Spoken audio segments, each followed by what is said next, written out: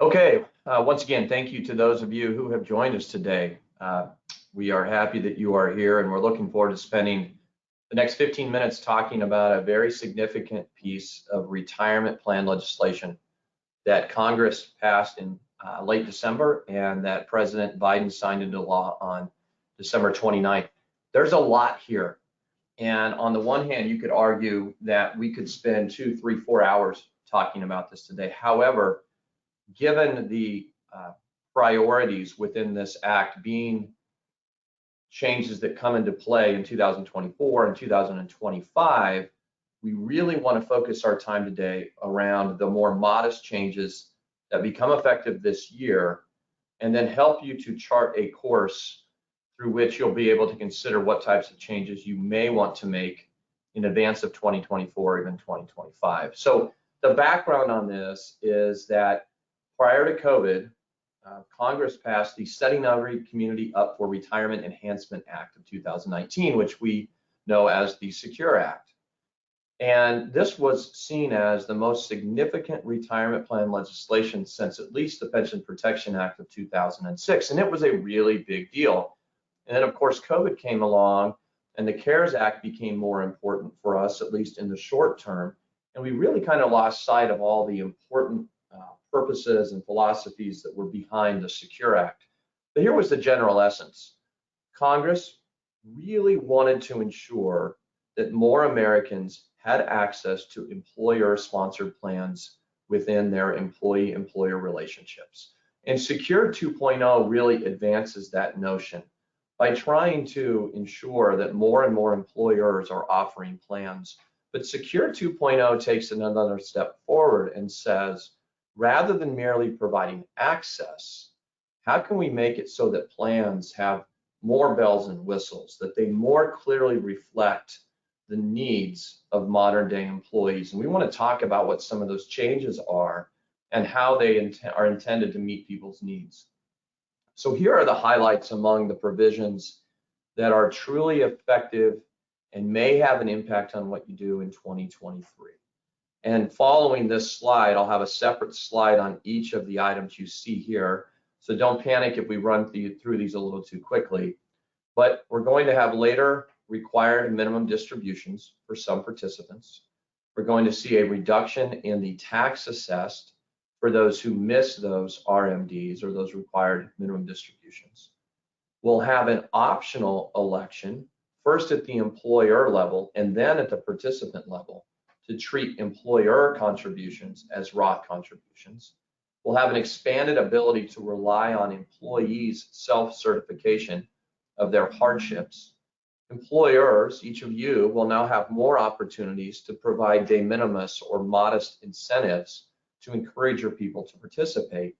And we're going to see some relaxed requirements around what disclosures and communications you have to give to your people who have become participants but have chosen not to actively participate.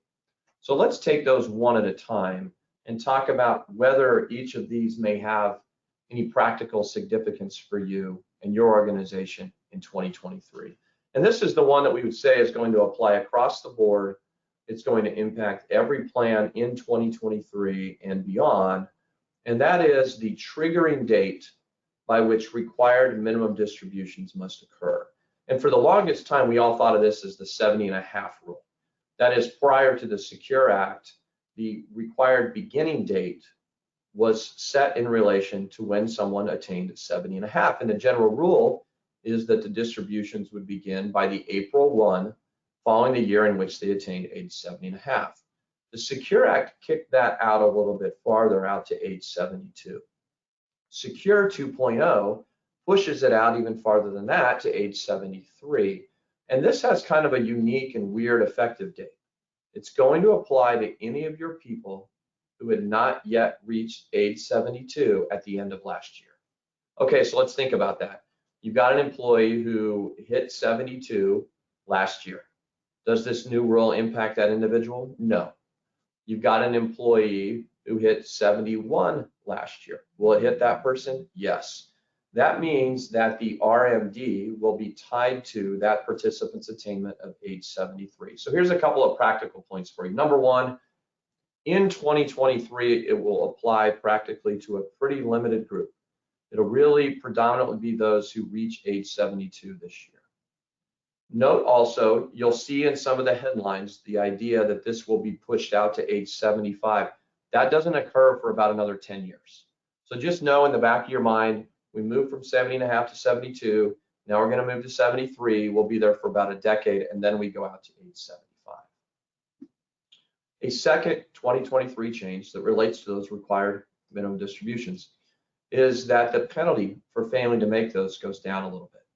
So prior law before Secure 2.0, the tax was a 50% excise tax for those RMD failures. Secure backs that down to 25% and then gives a 2-year correction window through which a participant can further lower that to 10%. That's going to kick in for taxable years beginning in 2023 and later. So here's a couple of practical points. Number one, a lot of people are surprised to learn that when a plan sponsor fails to make those RMDs on time, the penalty is actually assessed against the affected participant. That can be both good and bad, right? I mean, on the good side, that means that the penalty isn't directly assessable against your company. But from a bad side, you can have a very upset retiree coming back and frustrated that that penalty would be assessed against him or her. But really keep in mind this bottom comment.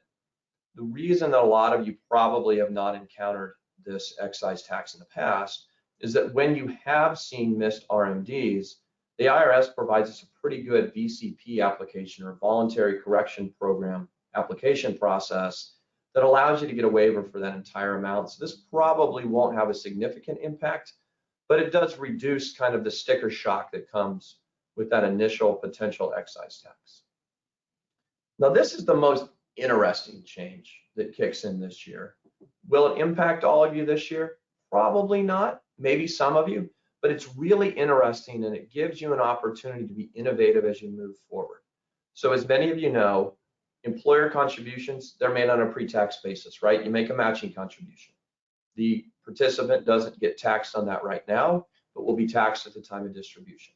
You make a profit sharing contribution. You make a non-elective contribution. All of those would be made on a pre-tax basis. Well, Secure 2.0 allows you as the employer to modify your plan to allow your employees to elect for some or all of their employer contributions to be made on a Roth basis, and this is effective now. Like I said, it's pretty interesting, but there's a few things we want to keep in mind when we consider the practical impact. Number one, it is optional at the employer level. Nothing that any of you must do, nothing that's required of any of you, but it is an option. And then if your organization decides you want to make it available, keep in mind that it still remains then optional at the participant level. That is, they would make the decision about whether to make those contributions be considered as Roth contributions. There are a couple reasons that we think there will be slow utilization of this. One of those is that the law now requires full and immediate vesting of those amounts. So a lot of employers are saying, you know, before we decide to make this switch, we want to take some time to better look at the degree to which we count on forfeitures and figure out whether immediately vesting those amounts is that appealing. And then secondly, the bottom check mark you can see in front of you here is you're probably going to have to make some changes in your payroll process, the reporting of your contributions. It won't impact per se every aspect of how your payroll practices work, but there will indeed be some changes, and we also expect that some of the record keepers will be a little slow to fully embrace this. So it'll be something we believe to be of limited impact this year, although it is available now under the law. Hardship distributions can be challenging, and we know that when that happens, there's a high bar for plan fiduciaries to collect information that supports or substantiates or memorializes that there is a hardship. And in 2017, the IRS put out a memorandum that really provided a process that allows you as plan fiduciaries to rely upon a self-certification from participants. Now, that was soft guidance. That was an internal IRS memorandum that went out of the way to make it clear that the IRS was not making law. It was just explaining how it would look at this issue. Fortunately, Secure 2.0 codifies that. Secure 2.0 says it is now law that we can rely upon individuals' ability to self-certify their hardship. So It may not have a huge practical impact for many of you because a lot of record keepers and plan sponsors were already using that 2017 guidance, but it will help the document providers and record keepers to solidify this. A fun new change in 2023 is that now you have, under federal law, the ability to provide de minimis financial incentives to your people to encourage them to save. New employee comes to work for you, we're trying to figure out, hey, we're giving them a match, but how do we get them to want to enroll in the plan? The new law says we can give them small gift cards. You can't pay for that with plan assets. You have to pay for it with company money. And we don't exactly know where that dollar threshold will be. Will it be $25? Will it be $50? Might it be as high as $100? We're interested to see if the IRS provides us a really strong, some really strong advice, or just gives us a range that expresses its general comfort level. And now finally, something that I think will be positive news to many of you and to the record keepers who help you with all your disclosures. Employees who work for you, who become eligible to participate in the plan, but nonetheless opt not to do so, are still considered, quote, participants, end quote, for many reasons under federal law. And included in those reasons are that they have to receive the disclosures that you send out, a summary plan description, changes to the plan reflected in the summary of material modifications, quarterly disclosures around the funds available and the attendant costs. Well, now moving forward, you're going to get a break from that. You're going to be able to merely provide them an annual notice that says you are entitled to enroll in this plan, and if they request any documents from you, you have to give that to them. So we think this will require some more coordination, but it'll be pretty good news. In 2023, there's a handful of other provisions that'll help you from a plan administration perspective when you have mistakes.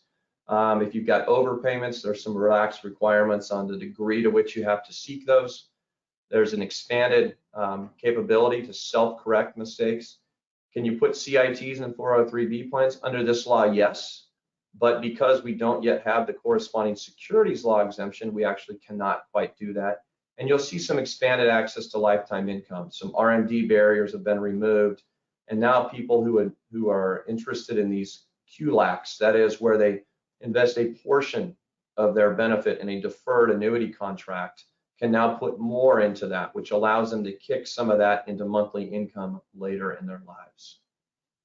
All right, so here are the big changes coming in 2024 and 2025. First of all, in 2024, you as the employer will have the ability to match student loan debt repayments as if they were contributions into the plan, as if they were deferrals or Roth deferrals.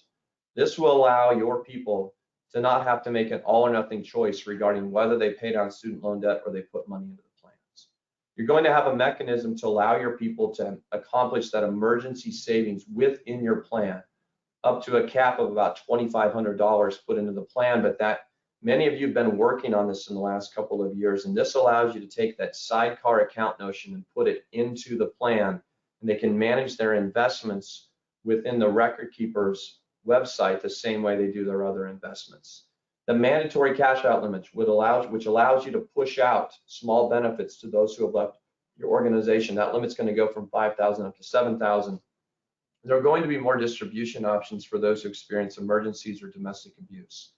And then in 2025, we're going to see more changes like increased catch-up contributions for people between 60 and 63. And if your people make catch-up contributions and they made more than 145,000 the year before, those amounts will have to be made as Roth contributions. And you'll have to start covering long-term part-time employees. You may remember that the Secure Act told us that if people work at least 500 hours in 3 consecutive years, you have to give them the right to defer.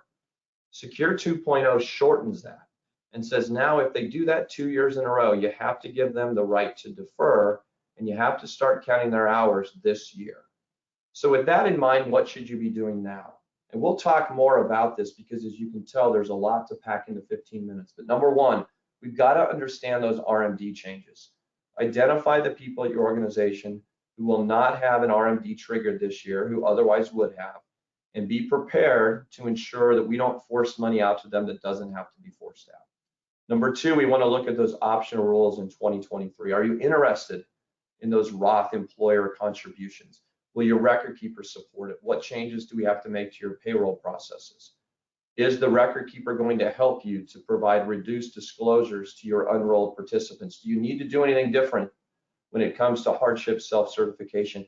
And is your organization interested in gift cards or other small incentives to get your people to enroll? Do you have a process in place to count hours? This should already be happening with your record keeper, by the way, because Secure Act, the original one, told us we needed to be counting hours this year. In fact, Secure Act told us we needed to be counting hours last year. So this should already be in place, but we need to check on that. But then here's the big one. Let's spend this year reimagining how these 2024 options will help you to refine the attractiveness and the effectiveness of your plan. This matching student loan debt repayment could be a game changer for those of you who have been looking for many years for ways to help your people to be able to build up their retirement account, but also knock down the amount that they owe in the form of student loan debt. For those of you who have been looking at ways to ensure more of your people have short-term, easy to access emergency savings accounts, are these features that we can put into your plan. And by then we'll know more about your payroll processes and the record keeper's willingness to support these Roth employer contribution options. And I can see many of you, when you start to describe your plan and how it works to new hires and to current employees a year from now, you'll no longer just be saying, well, here's our match and is it better than our competitors? You're going to start to develop a laundry list of features and be able to tout the way in which your plan is more effective, and then therefore it should be more attractive to potential hires or to those who currently work with you. All right, so we're going to continue to talk about Secure 2.0. We're going to write more about it. We're going to help you throughout this year to engage in that process. At the Fiduciary Summit on April 25th, Fred Reish, our keynote speaker, and as many of you know, the most well-known ERISA attorney in the country, will be delivering a keynote address where he focuses heavily on the Secure 2.0 Act. And we're looking forward to hearing Fred talk about not only what's already effective, but where we're awaiting additional guidance so that you feel like you can actually put that to use.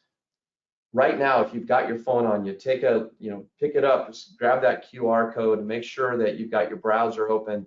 Get registered for that event. We'll be talking a lot more about the Fiduciary Summit, but we're excited to be hosting that again this year, and we hope that we'll see many of you at that event. Again, thank you for joining us. I know that you could go to 5 Secure Act webinars later this afternoon if you want to. We want to be short and sweet. We want to focus on what's relevant now, but if you want to take a deeper dive on any of these elements, please reach out. We'll be happy to have the conversation. Enjoy the rest of your afternoon. Thanks so much for joining us today.